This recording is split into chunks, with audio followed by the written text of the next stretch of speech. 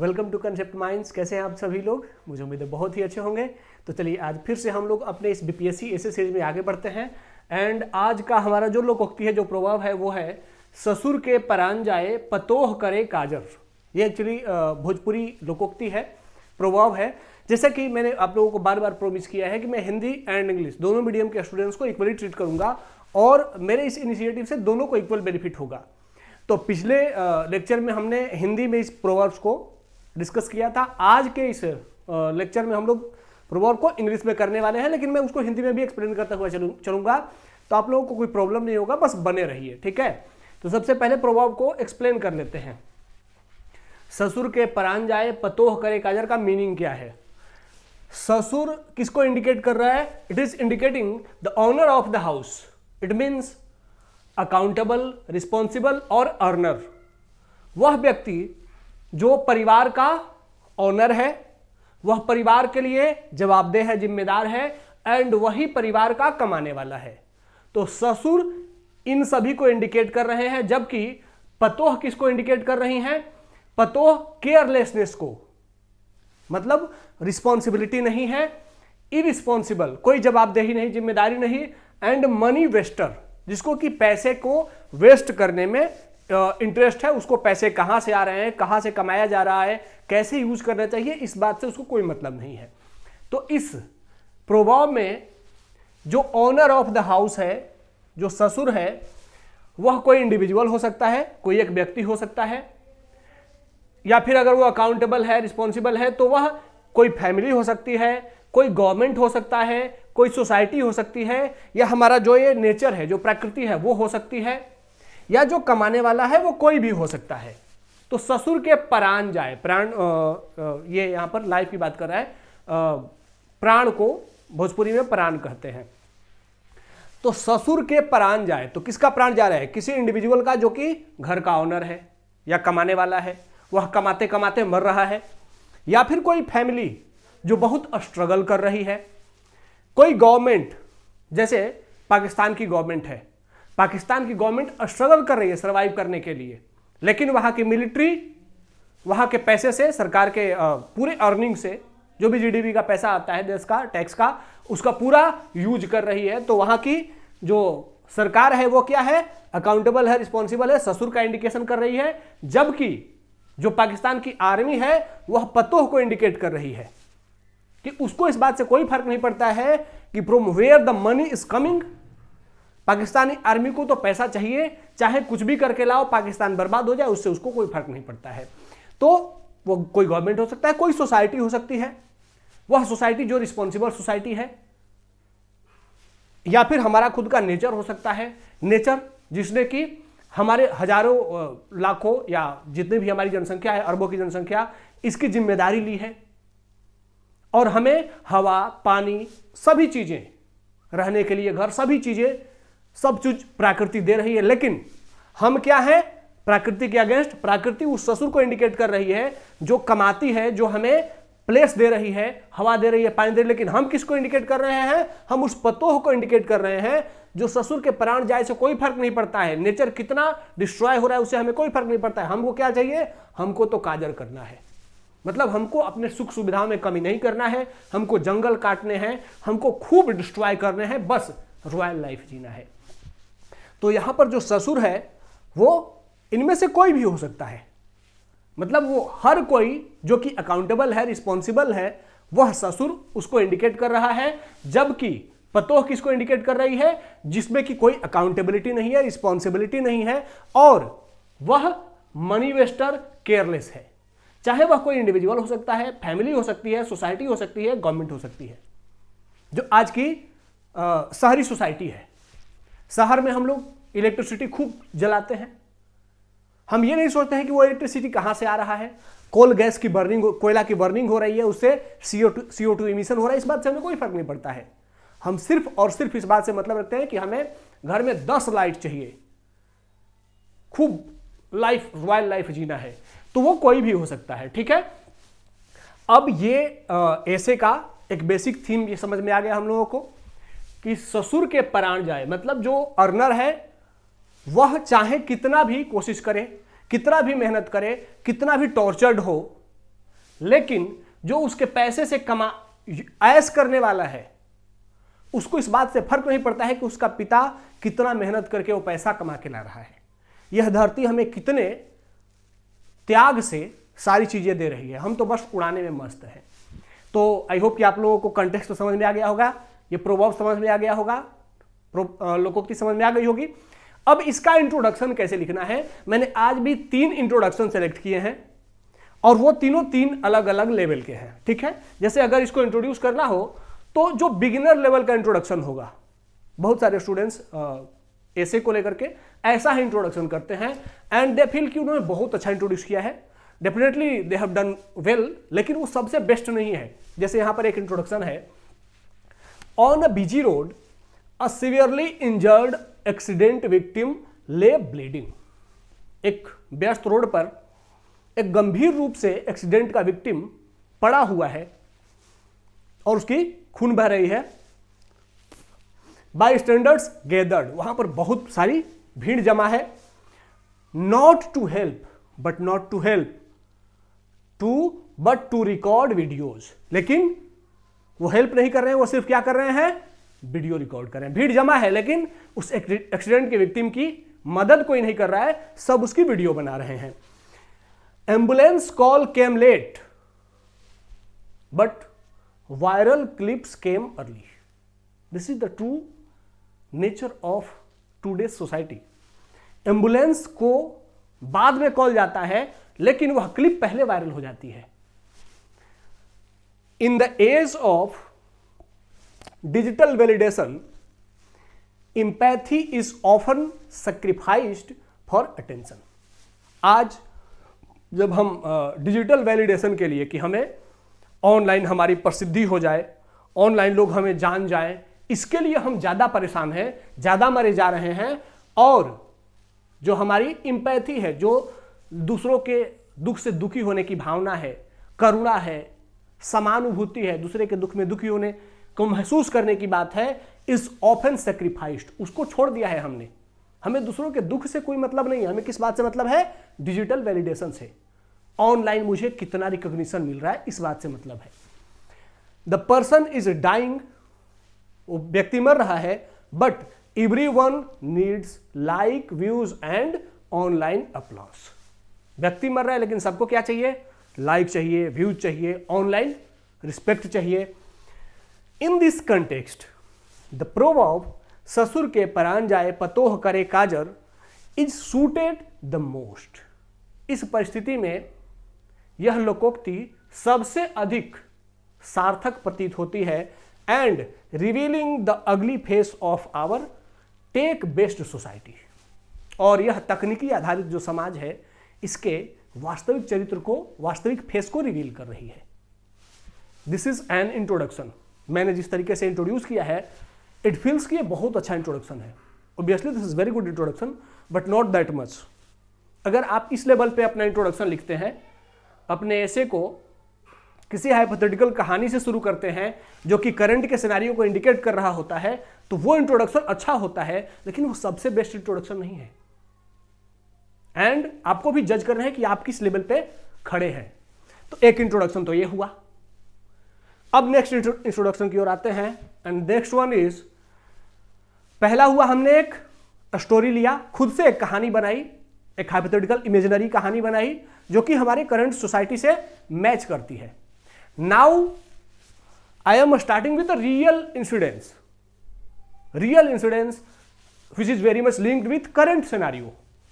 And this one is, in December 2025, New Delhi and its surrounding national capital region once again witnessed an environmental emergency as air quality plumbed to severe level, with the air quality index repeatedly breaching 400 to 500 across the city. अब इसमें क्या है कि दिसंबर 2025 में new Delhi and उसके आसपास के राष्ट्रीय राजधानी क्षेत्र में फिर से वंस अगेन क्या हुआ, इन्वायरमेंटल इमरजेंसी देखी गई। एज एयर क्वालिटी, जैसे कि air quality plum to severe level, और जो वायु की गुणवत्ता है वह गंभीर श्रेणी में पहुंच गई। कितना? Repeatedly breaching 400 to 500। जबकि हम जानते हैं कि एक व्यक्ति को नॉर्मल हवा जिसमें कि सांस लेने की जरूरत होती है, स्वच्छ सांस, वो 100 AQI से अगर अधिक है तो बहुत मुश्किल है, उसको लेस देन 100 होना चाहिए। लेकिन दिल्ली में क्या है? 400 to 500 है लगातार। Which means a non-smoker is daily smoking 35 to 40 cigarette.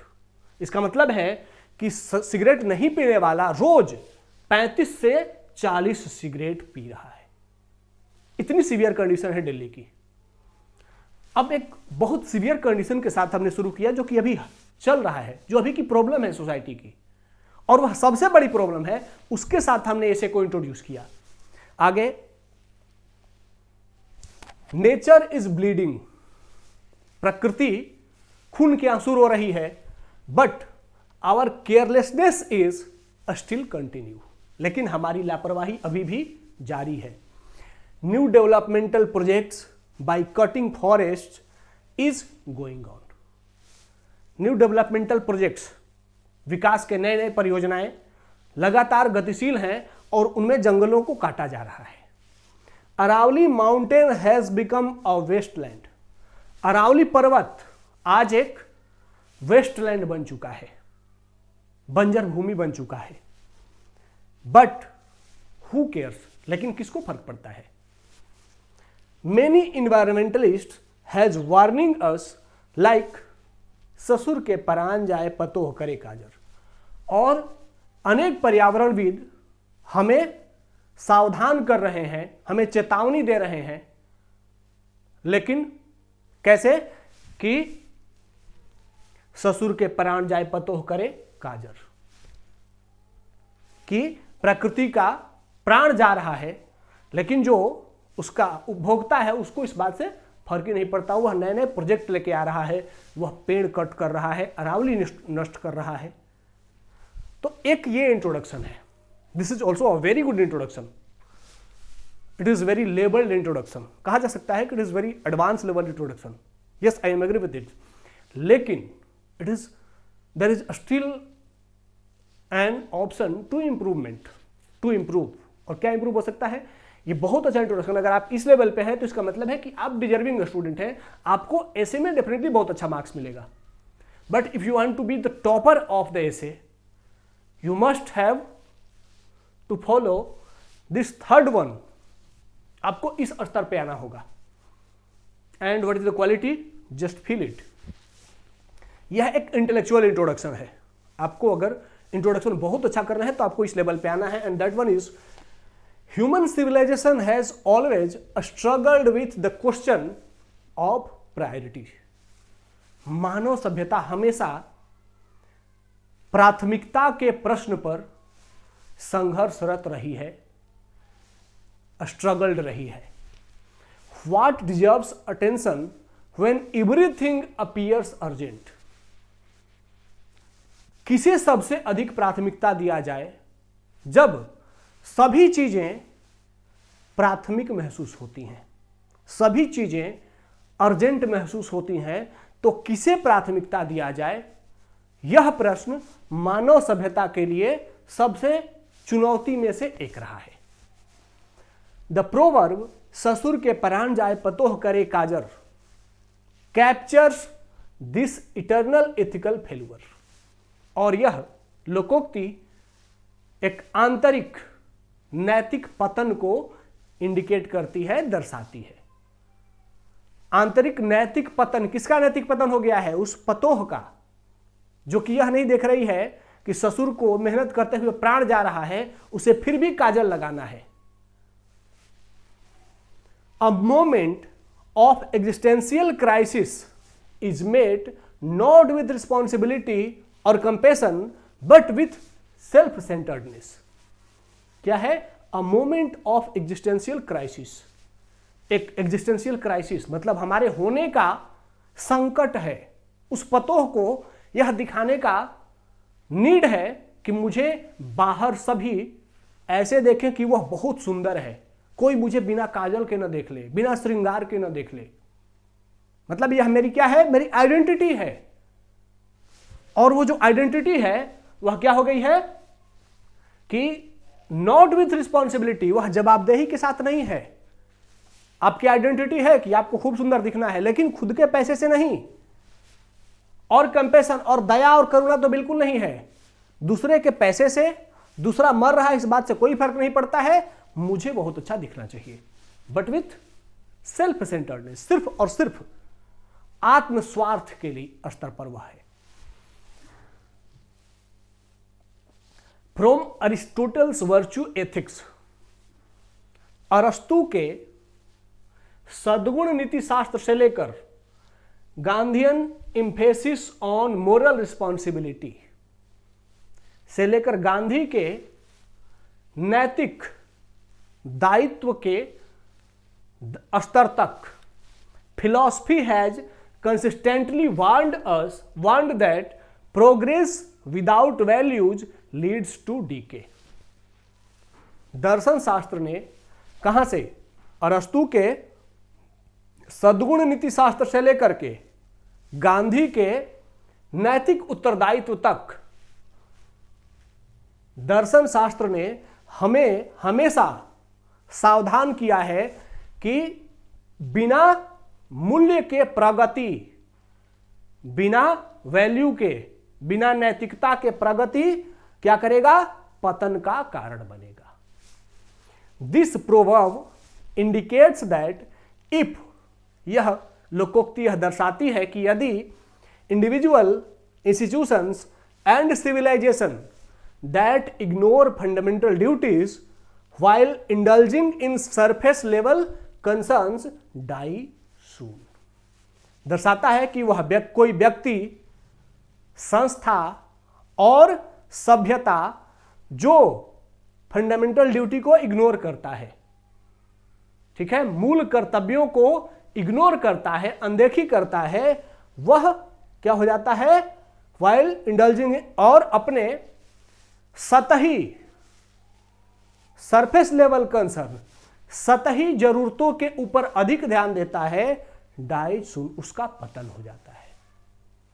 ठीक है, अब इसके बाद हम क्या करेंगे, इसके बाद इंडिविजुअल, इंस्टीट्यूशंस एंड सिविलाइजेशन के एग्जांपल के साथ आगे बढ़ जाएंगे। तो 3 इंट्रोडक्शन मैंने डिस्कस किए, एंड फिर से रिपीट करता हूं, जब आप अपने एसे को किसी हाइपोथेटिकल स्टोरी से शुरू करते हैं, मतलब खुद की बनाई हुई कहानी से शुरू करते हैं, हाँ वो कहानी करंट सिनारियो से वर्तमान समाज का रियल चित्रण करती है, तो वह भी अच्छा इंट्रोडक्शन है, लेकिन अभी भी उससे बेहतर होने की संभावना है। There is still possibility to improve. And the next one is, अगर आप किसी रियल स्टोरी से शुरू करते हैं जो सोसाइटी की उस टाइम की सबसे बड़ी चैलेंज है, सबसे बड़ी प्रॉब्लम है, तो this is really very good introduction, but still there is way of improvement, there is an space of improvement, and then the last comes the philosophical introduction।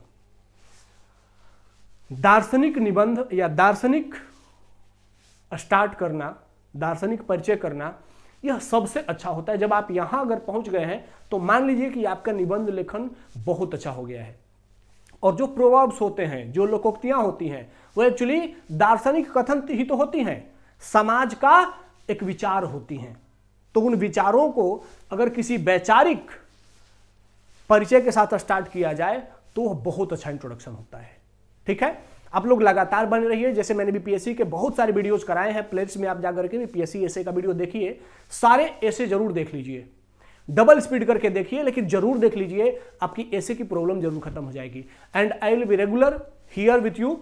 तो आप लोग बस बने रहिए, अपने दोस्तों के साथ भी इस इनिशिएटिव को शेयर करिए, ताकि ज़्यादा से ज़्यादा लोगों तक पहुंचे और हमें भी प्रोत्साहन मिले। ठीक है, तो चलिए आज के सेशन को यहाँ पर एंड करते हैं, मिलते हैं नेक्स्ट सेशन में, तब तक के लिए धन्यवाद, जय हिंद।